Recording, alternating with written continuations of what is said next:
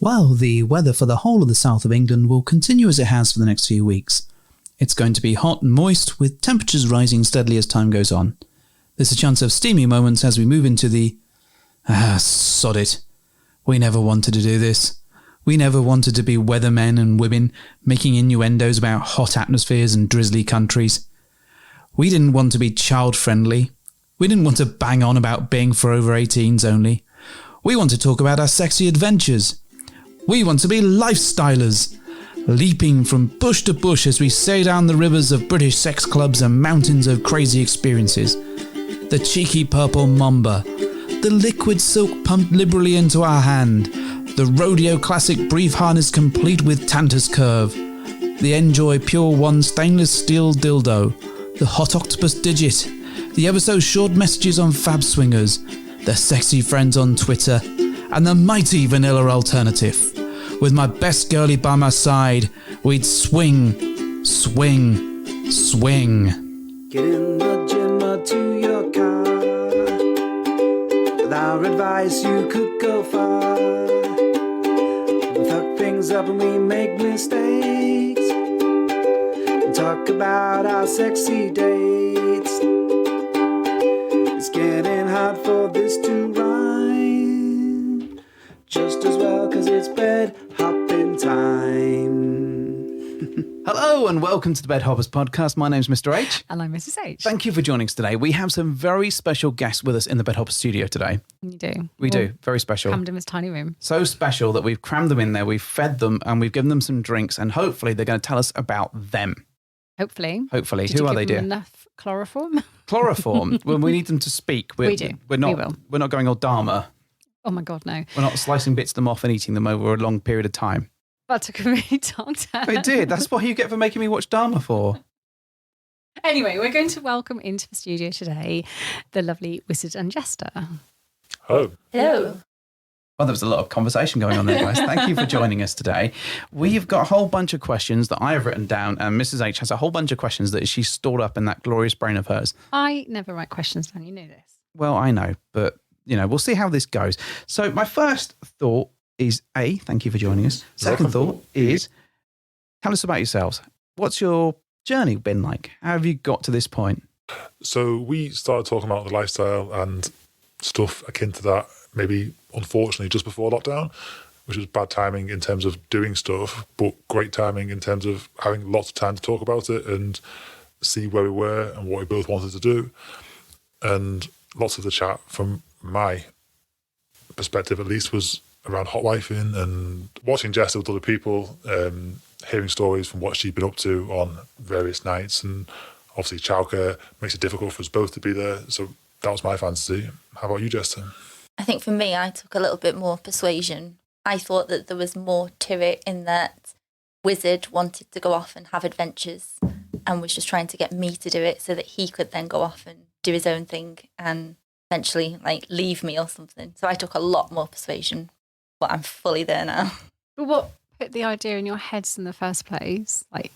Had you heard of lifestyle and considered non-monogamy?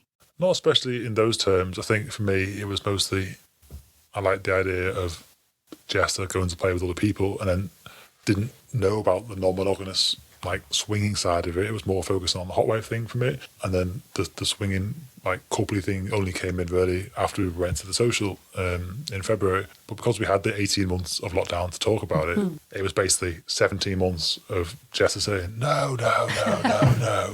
And then eventually, okay, why not? And we'll give it a go. And now quite enthusiastic about it, I'm sure. It's been an eventful year, let's put it that way. Not even been a year. No. So I remember meeting you folks as you came, because you came to our second social? Yeah. Second social.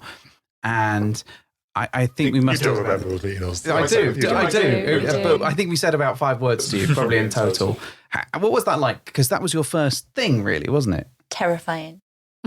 We walked in and I think we were the last people to get there anyway, because we'd gone for a few free drinks to calm our nerves. And then by the time we got there, everybody was chatting. Everybody had formed in my head, groups. we didn't want to turn up on time because surely everyone arrives an hour late. We arrived an hour late, so, everyone arrived on time. So, yeah.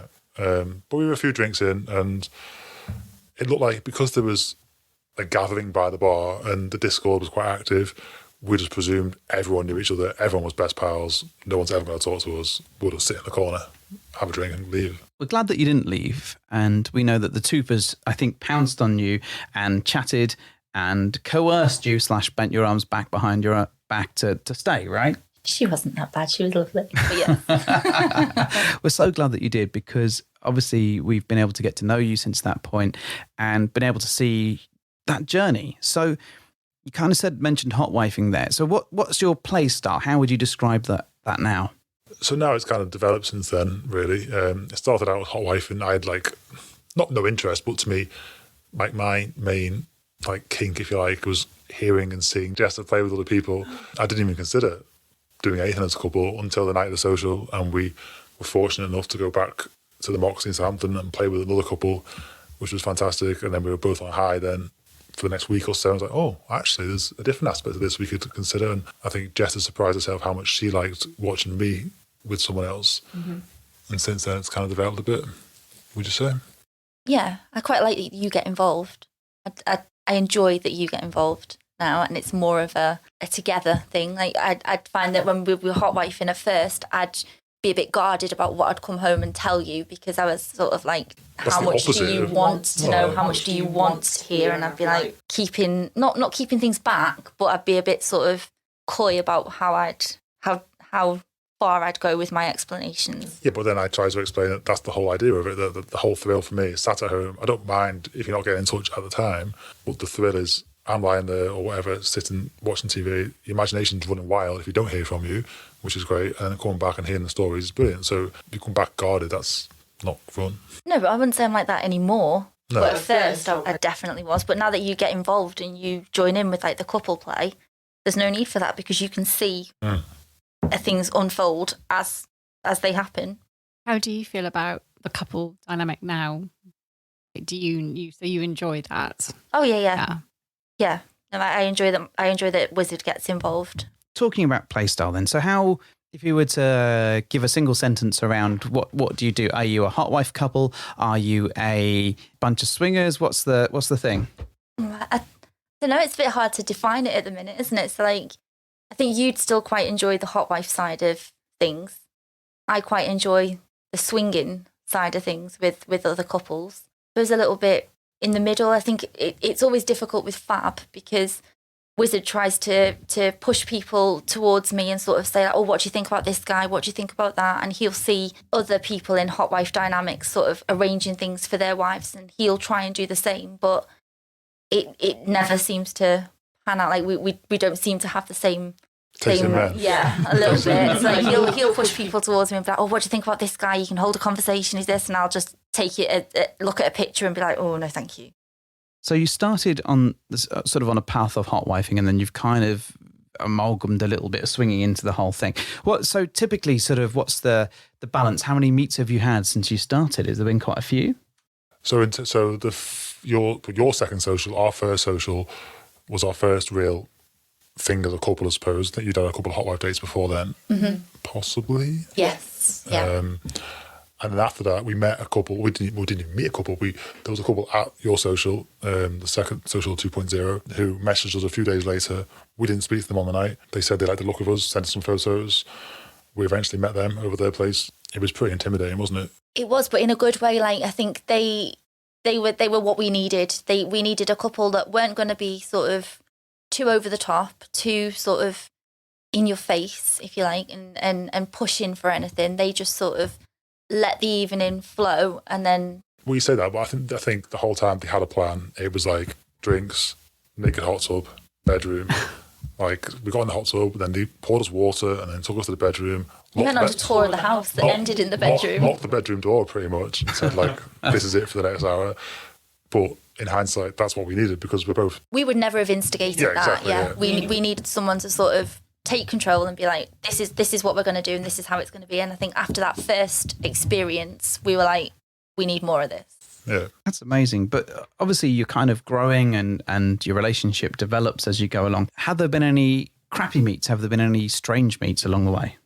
Strange Meat sounds like a dodgy butcher's. No, so Some Sweeney Todd.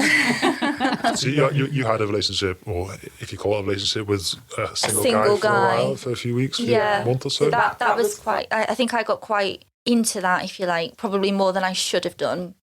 And I quite enjoyed meeting him. But then he literally disappeared off the face of the earth. Like, completely disappeared off the face of the earth. Do we need to record this for police posterity? It was nothing to do with me. We bumped into a friend that neither of us knew was a mutual friend. And I think he didn't like his lifestyle mixing with his personal life. You'd met him a few times, and then you gone for a coffee date in Costa. You were coming down the escalator, a lady was coming up the other way, and she said hello, and you both surprised yourselves when you both said hello back, which freaked him out, I think, that then, hang on, this is like too close to home. He disappeared, completely ghosted you, and you were like a teenager. I was a little bit upset. I was like, what did I do? Oh my God. Because like, I think with the hot wifing thing, I think I wanted almost like just one other person, almost like a bull or something to play with, rather than lots of different multiple partners. I just wanted to connect with one sort of other person, and then, I don't know, like go for dates. And it wasn't just all about the sexy time either. It was about the dates. It was just about the... Well, I think we decided like together that it's so hard to find a decent bull or a decent regular guy, that if you do find one that works, then stick with that rather than constantly messing on fab. As you know, it's obviously a minefield of whatever. So that didn't work out. And then since then, you've not really looked for a single guy as such, have you? No, we've been more couple play. I mean, we've been regularly playing with another couple. Met you guys. Well, Yay. Nice. It was all about you, babe. I was just waiting. That's all I can end this now. That's all I was waiting for, really. Long game, waiting for his name to be mentioned. It's fine. We've had quite a few meets with Mr. and Mrs. C, haven't we? Like together and one-on-one, which is kind of worked, and that's been nice. But yeah, it's difficult in terms of like the hot wifing thing, because that's still a thing we want to continue, I think, but it's finding the time and the right person. It's incredibly tricky to find the right couples, the right singles, and the right people that are right for your relationship. And certainly that's where we've really struggled. For our first couple of years, it took us a long time to kind of get into a space where we felt like we found our people. Yeah. And sometimes those initial people that you find aren't the exact right match for you. And you kind of throw yourselves in because the excitement is more powerful than the relationship. And we've certainly found that for a long period of time. And then actually, I think once we started doing certainly the socials and the podcast, slowly but surely, there's been a crowd that's been really building, and that's been really great. And we're really pleased to have you folks as part of that crowd. What's really interesting me though, and this is a very different tangent, this is a long story to get to a different point entirely. What I want to know is, where the fuck does Wizard and Jester come from as a name? Oh, it's the most boring, stupid story ever. So we were registering on Fab, and we needed a name to register with. We'd been reading a book with our son, and it had a knight, a wizard, and a jester. And he basically wanted us to act out this book. So we all became characters, and we had to put our names down on Fab, and we became Wizard Jester. Just because he was that is that shit.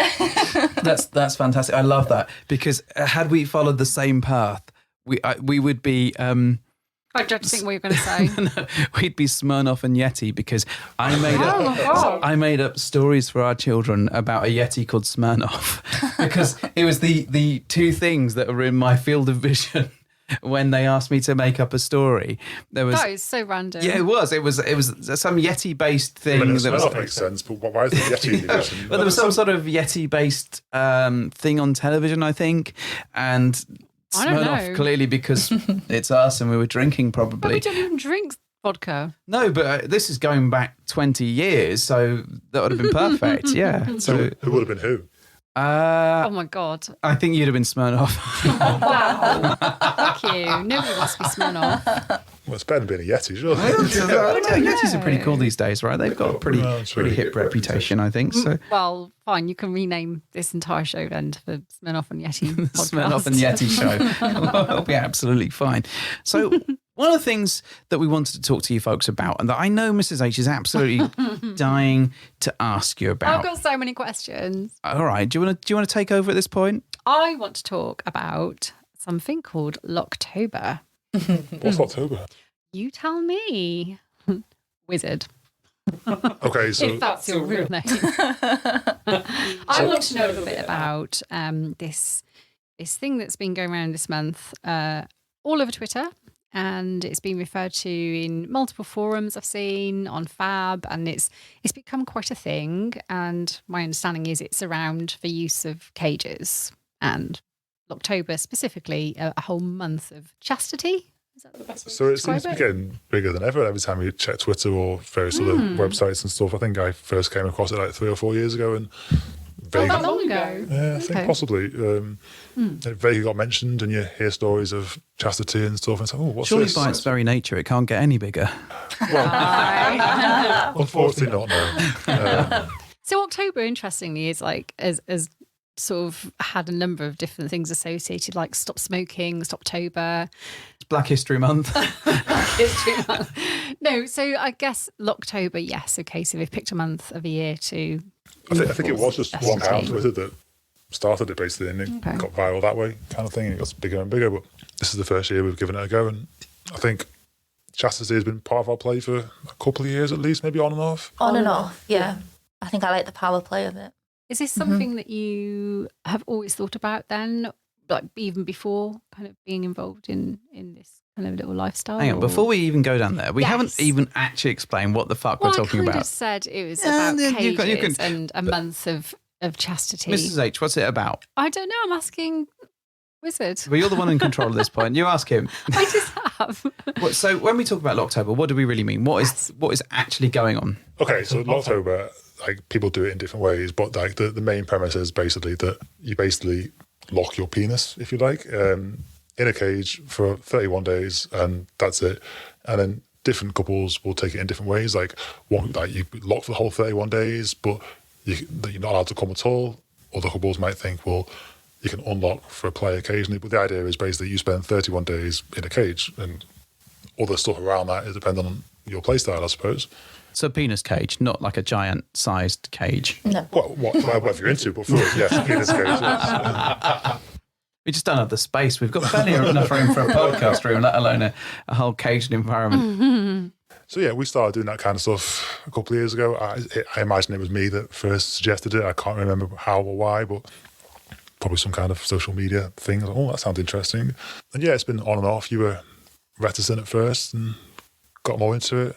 I think once I saw how you were reacting to it, it got me more into it. I liked how attentive you were. I liked how much you sort of played on the fact that you wanted to be released, and whether that was real or whether that was just pretend as acting up to it or whatever in the beginning.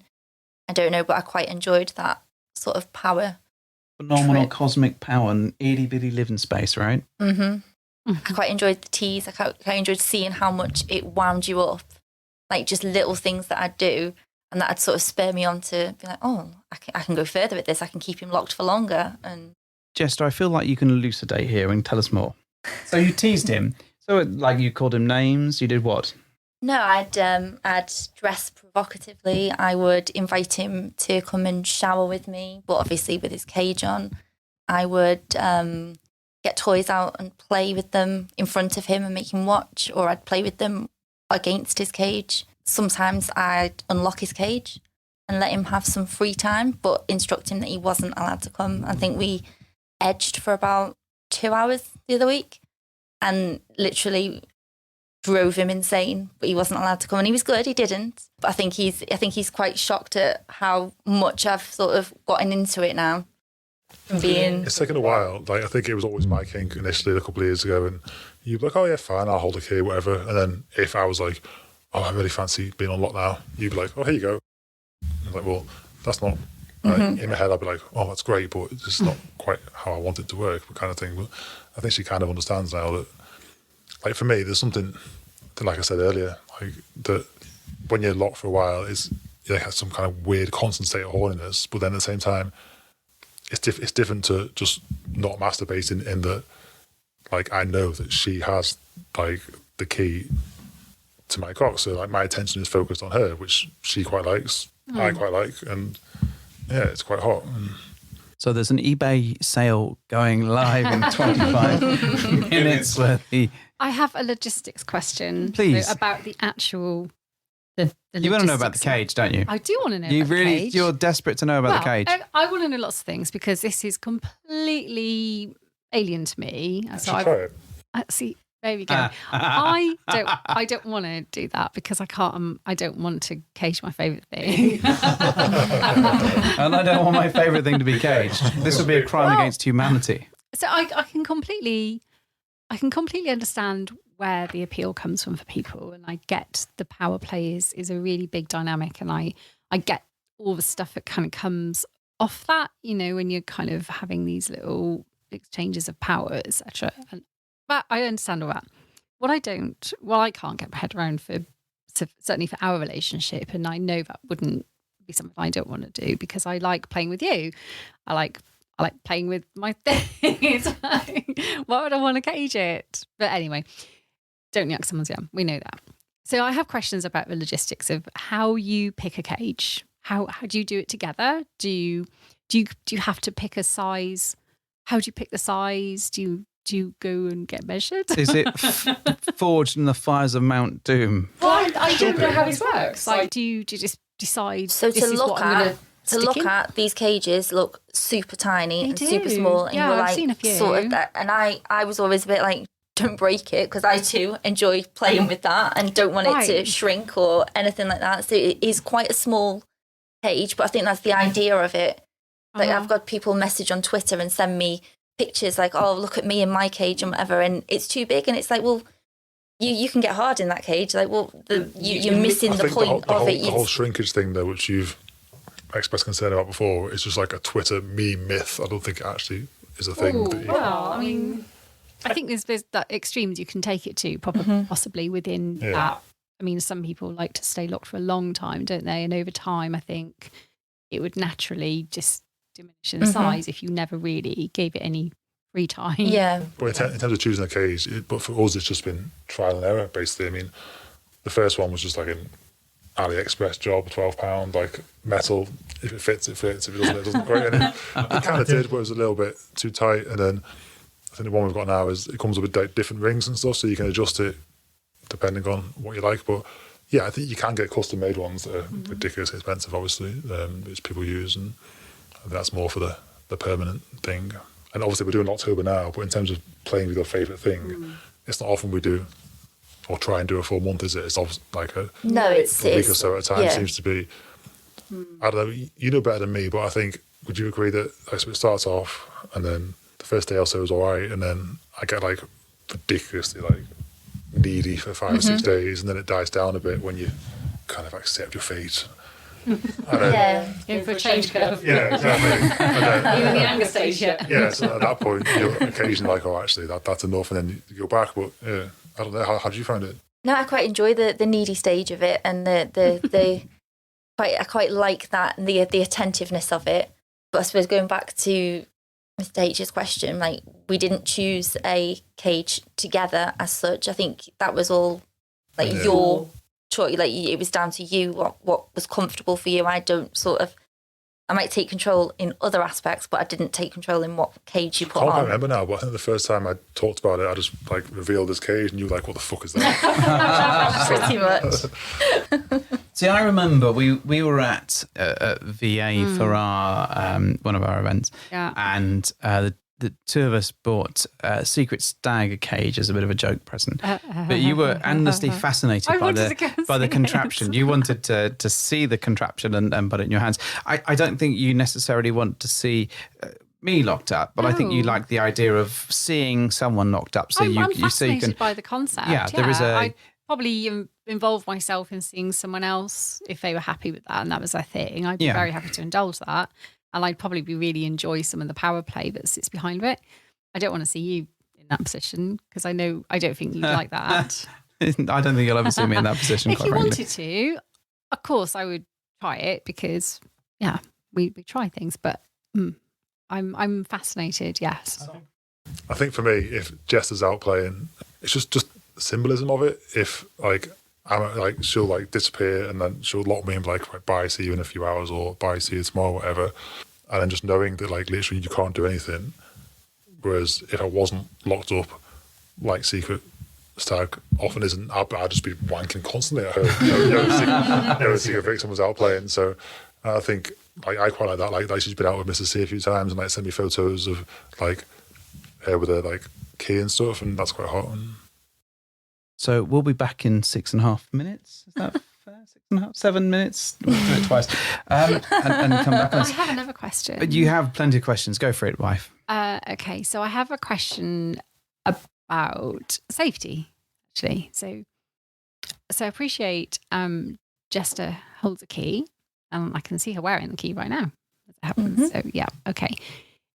So from a safety perspective, do you have access to get yourself out of a cage if you had to, in the event that some catastrophe happened, or it was a matter of... Can I tell them about the movie before, was it September? And we'd had a few days in the cage, and we'd had an issue with there'd been a few showers with the cage on and a few swims, and we'd gone to unlock the cage and the key wouldn't turn in the lock. And we had to get some cutters. Bolt cutters. Some bolt cutters, and we had to cut the lock off. And the fear was real. Oh my God. Very close to our delicate parts.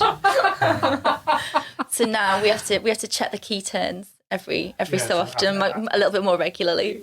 Yeah, so we have a thing where we'll shower every 3 days without a cage to like thoroughly clean. He showers every day with the cage on. I was just going to say that. But he's allowed to take it off. It's a fine natural musk you've developed there, my friend. Yeah, but the other 2 days, shower with the cage on, but then give the key a little wiggle to make sure it's not rusted too much. In terms of Jester not being around and stuff, it seems to work okay. I mean, I think we did have a spur. I'm not sure where the spur is right now. You might know. I think we auctioned it off on Twitter to the highest bidder. I think that's how it worked. But I think it was a couple of years ago. Maybe it was in lockdown, and you were maybe about 200 miles away or so, and I was down south, and she had the key and I didn't, and I was cycling up to meet her without a key, and if you try cycling 200 miles in a cot cage, it's quite difficult. I wouldn't travel 200 miles on a bike regardless of But then it's not just cycling that I've made you do. We've gone through airport security with a cot cage on. Twice. We got around terrifying. Absolutely terrifying. We got around that in a plastic cage with cable ties. We got some cable ties that are numbered, and then I'd make him put the cable tie on, text me a picture of the code, and then I'd keep checking that the code was the same one and he hadn't just clipped it off and put another one on. She said, it's a plastic cage, but it's got a tiny bit of metal on it at the bottom, like where it's like kind of connected. So there's still the possibility of it buzzing or whatever, bleeping. And, it's pretty scary. But the first time we did it, I'd completely forgotten. I was oblivious. I forgot he had it on. We were going through security, and his face going through, he was just sort of like looking at me like, Jester. And I was like, what's the matter? It's fine. Oh. We have a rule where I can't ask for it to be taken off, and I was like, they're in security, like, please. But I couldn't explicitly ask because of whatever rules, and she just was oblivious. But luckily, no one noticed, so it was fine. Goodness. I do have another question. Am I allowed to ask more questions? Of course you are. Well, I didn't know if you had this. No, I've left this bit specifically blank because I know that you are. I'm so excited about it. Yeah, so that's what I thought. So another question around the safety aspect is, are there any sort of safety concerns around not observing maybe male sexual health and being able to orgasm once in those 30 days, for example? Is that not good for prostate health to regularly ejaculate? So I've read quite a bit about, ejaculating like at least once a month is meant to be like that. But, I mean, I guess if you did it regularly or full time for a year or so maybe, but I'm not really, we haven't really considered it for the month or so. I mean, there's a lot of leaking, which must be a good thing, maybe. Yeah, I've not done much research into it, to be honest, and now you've got me worried. These are things that probably would occur to me because I probably not overthink, but I probably do delve into all the but what if this, what if that? Because I kind of want to make sure that I wouldn't be harming anyone, or that everything is kind of safe to go ahead with. Right, this is absolutely, all these fears are allayed. I can go ahead and enjoy the experience without worrying about damaging myself in some way. I just wondered if you knew. So I'm curious, would you go with the roles being reversed at all? Absolutely not. I quite enjoy that. Absolutely not. Not a chance. Do you think you could do it? No. I think we said before that this aspect of like our life is probably the only thing that I've got any power over or control over. Everything else is sort of like I'm not confident enough to do stuff. I wouldn't take charge. It's just not me. But with this, I fully embrace it. You're doing very well, to be fair, after initial reservations. So do you think this is something you'll do regularly, more now you've hopefully enjoy the whole 31 days? We tend to do it. We've done it most months, maybe just for a few days here and there. So like Wizard said, after he comes, normally it's sort of a little bit like, thanks, that's it. And I'm a bit like, oh, kind of like you've given me something, like, let's keep going. I want a bit more. Whereas if I lock him, then I've pretty much got that bottled, and I know that he's going to constantly be in that attentive state that I enjoy and that I like. So I think the longest we've done is 35 days, which was maybe 18 months ago or so, and that was difficult. That wasn't even a thing, was it? I think you were just not interested for whatever reason. You just lose interest when it goes to 30 days. Oh, God. I'm done now. But did this whole Locktober thing, we did, well, we did Waver a couple of weeks ago, didn't we? Because we had Mr. and Mrs. C over, and the evening turned a bit playful, and I thought I was being a good wife and was like, here, have your key, be unlocked. And I didn't realise how into Locktober he perhaps was and how invested he was into it. And I unlocked him. We'd had the discussion beforehand that we thought like doing this whole Locktober thing is more important to us than playing. Jester kind of rescinded on that and thought she was doing the right thing. I mean, yeah, I had a good time with Mrs. C, but at the same time, the next morning it was a bit like, oh, actually, yeah, our main aim was to do Locktober, and it was quite hard. We were enjoying it. We had a good dynamic between ourselves, and that was hot. And then I think you noticed for the next 48 hours or so, maybe I wasn't as attentive as I could have been, which was a shame. To be fair, I think Mrs. H has noticed that I've not been as attentive as I could have been for the last 22 years. So, locked or not, I don't think it'll make a damn bit of difference for me. A cage would help? No, I'm saying a cage would not help. Are you not even like a tiny bit interested in how it would feel? No, literally, that would not be for me. I can deal quite happily without that. Thank you very much. So would you be caged then? No, fuck off. There we go. See, exactly. It works both ways, right? Well, of course it does. I think the interesting thing on this whole thing is that actually that there's all these different dynamics that are out there, and we all sort of recognise that some of them are for us and some of them are for not.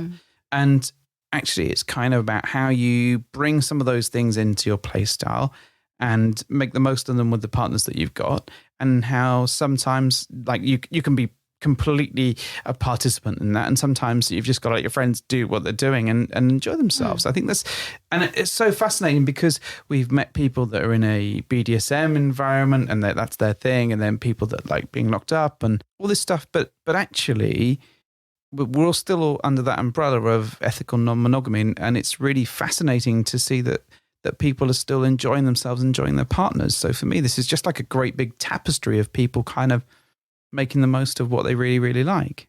I think like for the last month or so, last few weeks or so, it's been difficult in the fact that normally when we've played with chastity before, to me the excitement is you don't know when you'll be unlocked. Oh, it could be tomorrow, it could be the next day, it could be the next day. Whereas in October, I know I've got like 12 days to go. But do you? But do you know that? 'Cause I've heard that November is a thing as well. Well. He also has to grow a moustache. Are the two things linked? I definitely can't do that. So what are your thoughts on people who choose to have like really prolonged periods of chastity then? And I'm talking months and months. So in my experience, when we have gone over like 10, 15 days or whatever, you get to a stage where it's difficult. Like you kind of like your horniness gets bigger and bigger. Everyone's different, obviously, but for me, it reaches like 7 to 10 days. Then you reach a point that's like, it's never going to happen. And you kind of feel a bit like lethargic, and then maybe like a week later it kind of like peaks up again. But yeah, people that do it months and months, there must be a lot of teasing, I imagine, to get through that. I don't know, but yeah. What I'm interested, so you go through all of this, and it's lots of time of sort of chastity and being locked away and not being able to get there. What the fuck happens when you do actually come? Is it like a fire hydrant? That's the most important thing. So There is a lot. It is take cover. But in my experience, it doesn't happen ridiculously quickly, which I was surprised about in the few times that we've done long periods before. It's not been like instant, which I like. My main thought was like, I'm just going to have it in like 3 seconds, but it's not. And when we played the other day, and you were like, "Oh, you can like come inside. You can like have sex, but you can't come inside me." I was like so focused on that I think that kind of helps me last longer. If that makes sense. No idea. I just lost after like 2.5 minutes. That's fine. That's the longest I can go anyway. There's lots of pulling out, and there's lots of like good. I'm glad. Changing position and stuff. Don't make the rest of us look bad, my friend. No, there's no danger of that.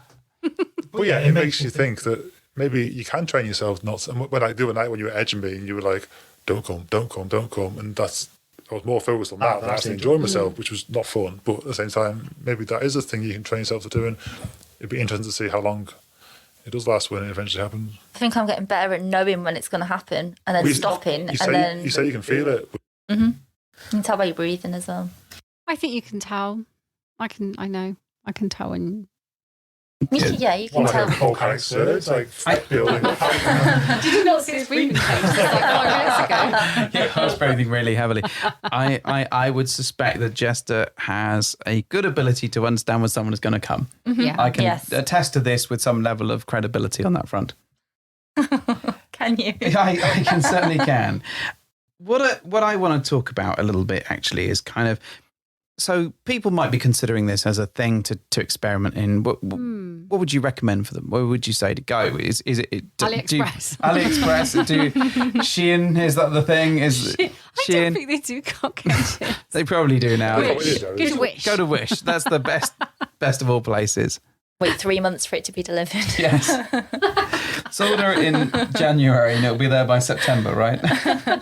I mean, like, plenty of people do it on a system, and depending on your relationship, you haven't got to have a cage as such. Like for us, it works because I like the symbolism of it, and for me, Jess will be in work and she'll send me a selfie just of her with her cleavage and the key on, and that's like enough to drive me wild for 20 minutes or so. But just start out just if you're the female, use the on a system. Just say like, just forbid your husband from coming for a while. See how that goes. You say you can tell her came or not, depending on. You can tell by the way you act, what your mood is like. I just know if I've been in work all day and you've spent the day in bed masturbating, I can tell that's all that's happened all day. Not because nothing's happened in the house. I can just tell. I just know. It's the spunk dripping off the walls and the ceiling that probably give it away. Oh yeah, in terms of cages, it's difficult with size, but I think there's cages you can buy that come with like different parts and different sizes that you can a bit of trial and error and stuff, and see how it goes. Like try it for a few hours, see how that happens. Try it overnight, and yeah. Is it comfortable to wear? I know that sounds a silly question because I know it's obviously a cage designed to cage you, but is it? It doesn't look comfortable. So I've watched you put it on a few. In fact, I've tried to put it on a few times, and I worry that I'm hurting you because it's quite. You've got to sort of quite forcefully. I'm in there. Put it on. So it's about finding the right size again, and like the one at the moment seems to fit quite well. Like I can't even feel it at the moment. if there was some teasing involved, then obviously that you grow as much as your cage would allow, and then it gets a bit, not painful, but a bit tight and tense, but then that's part of the fun to a certain extent. So does the cage allow for any growth, or is it okay? So if you do get an erection wearing it, does it then hurt? So it depends what you go for. Obviously, there's a lot of things out there. If you're new to it, then you might go for a longer one, whereas there's basically like your normal flattened penis would fit inside it, and then you can't grow. Whereas there's other ones that would restrict your normal length in general, if that makes sense. Yours doesn't. If you get hard, then it's sort of it. There's nowhere for it to go. Right. There's no effort. It's sort of you can sort of, but for want of a better description, the cage sort of bulges, if you like. Yeah. It can't grow anywhere, so it sort of like starts to poke out a little bit. So I think what she's getting to is that she wants to see it live on air and describe it. No, that's not. That's Very welcome to 100% see it. what she... Look at her face. Right. Do you want to see said Well, I cock? want to see it There because we I've go. never seen a live one in a cage. Live one. It's not live. It's not pounce on you. A real one. So do you want to talk about that on live air? You can do that if you want. Can I? Well, if Can he's I happy see to do that. Of course you can see it. Oh, you're going to enjoy this, aren't Let me you? put So my we glasses we on. have little things that I will do, and Wizard today didn't do his jobs before he came out tonight. That so Wizard bastard, that rat bastard. Wizard had a forfeit. So Mrs. H will, well, and yourself, Mr. H, will get to see what Wizard's forfeit was when he de-trousers the pants that he's wearing that are not his own. Oh, I see. Right. I'm going to describe what I'm seeing. Okay. Before then, what do you expect to see? What do you think about? Okay. I don't know how it's kind of fitted on you. I've not really seen one attached before. All I've seen is a rudimentary, jokey version that I think someone bought Secret Stag, and I sort of looked at it and went, I don't really know how this goes on. I can imagine there's going to be some screws, maybe. And Screws sounds painful. It does. That's painful. I guess that's part of the problem, isn't it? So, and I'm assuming that it's obviously like it's kind of pointing down, maybe. Yep. Yeah. But I don't know how big it is, and I don't know how it's attached. I think you might be surprised at how small it is.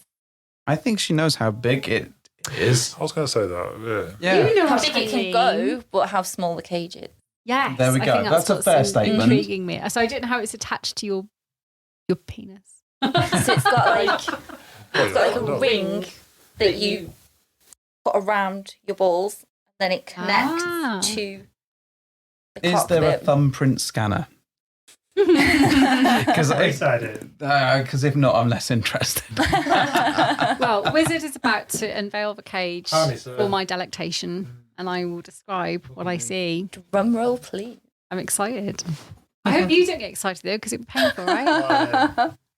Or kind of hope he does, so I can see. Yeah, you're going to talk through this. You're going to I'm run watching. David Attenborough shit. So No. here in the undergrowth, he is taking his Look at them sexy jeans off. pink pants.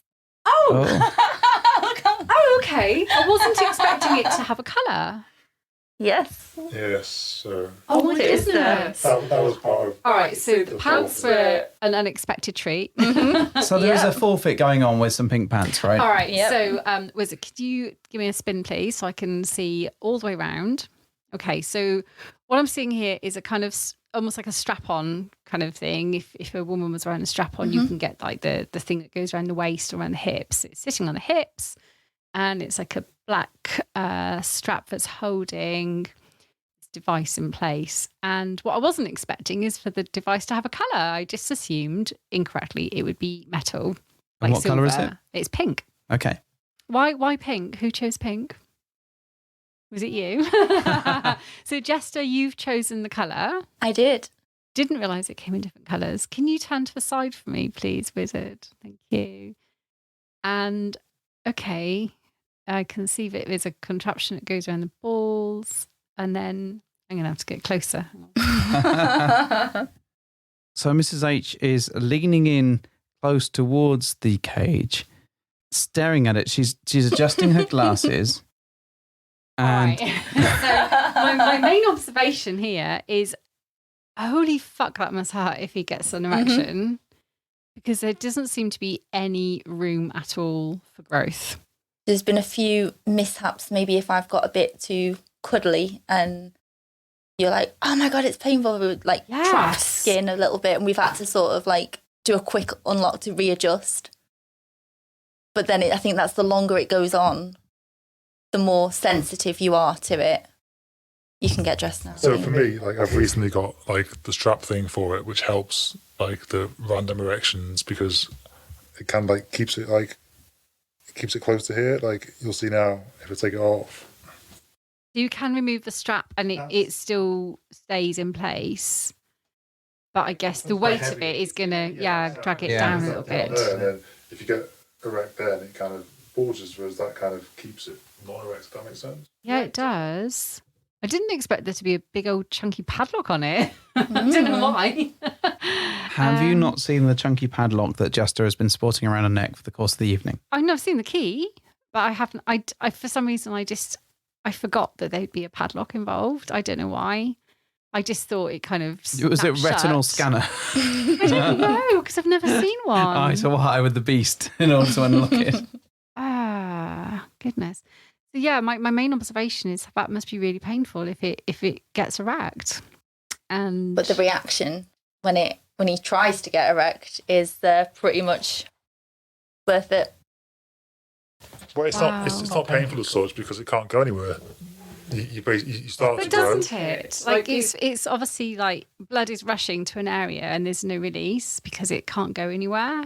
Like it's being forced against something. Yeah, so you can feel it against your cage, but then that just feels like Mr. H might say like if Wear tight pants. So like a random erection if you're in work or you've got tight pants on, whether you can't do anything with it, but you can feel it. Yeah, and that's the same as it. Just you feel it against the cage, and that's it. It doesn't or like waking up with a hard on in the morning and you're lying on your belly.